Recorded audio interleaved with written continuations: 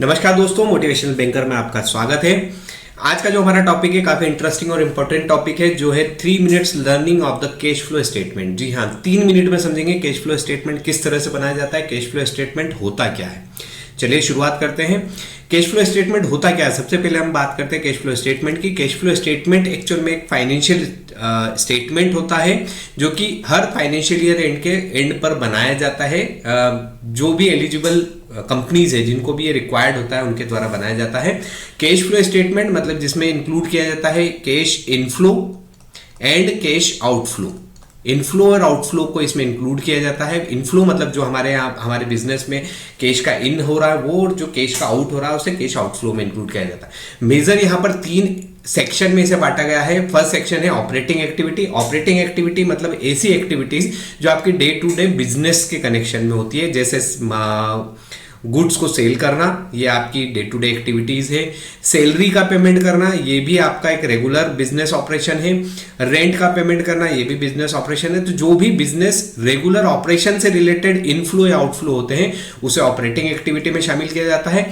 Investing activity, ऐसी activities जो कि आपके रेगुलर बिजनेस एक्टिविटी नहीं है लेकिन वो आपके बिजनेस को हेल्प करती है। जैसे आपने मशीनरी परचेस करा, ये आपकी इन्वेस्टिंग एक्टिविटी हो जाएगी। मशीनरी को परचेस करने का लिए आपने कैश पेमेंट करा है, वो आउटफ्लो हो जाएगा। इसी तरह से आपने अगर कोई इक्विपमेंट परचेस करा है, कोई इन्वेस्टमेंट आपने बिजनेस के लिए करा है, लैंड खरीदी है, बिल्डिंग खरीदी है, वो सारी इन्वेस्टिंग एक्टिविटीज में आता है।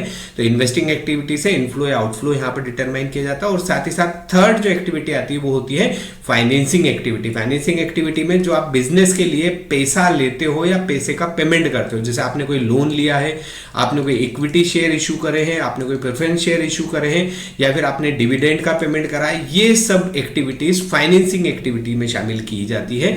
तो दोस्तों 3 प्रकार की एक्टिविटी होती है, ऑपरेटिंग, इन्वेस्टिंग एंड फाइनेंसिंग। और इन तीनों एक्टिविटी से जो भी इनफ्लो या आउटफ्लो बिजनेस में आ रहा है, उन्हीं तीनों का कंबाइंड कर कर हम जो स्टेटमेंट बनाते हैं वो होता है कैश फ्लो स्टेटमेंट।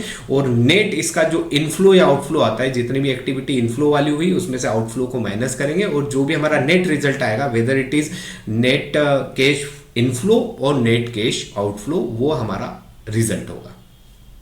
तो दोस्तों ये हुआ हमारी 3 minutes learning of cash flow statement. इसी तरह से नेक्स्ट टॉपिक के साथ आपसे फिर मुलाकात होगी। तब तक के लिए धन्यवाद। मोटिवेशनल बैंकर के साथ जुड़े रहिए, हमारे चैनल को सब्सक्राइब कीजिए।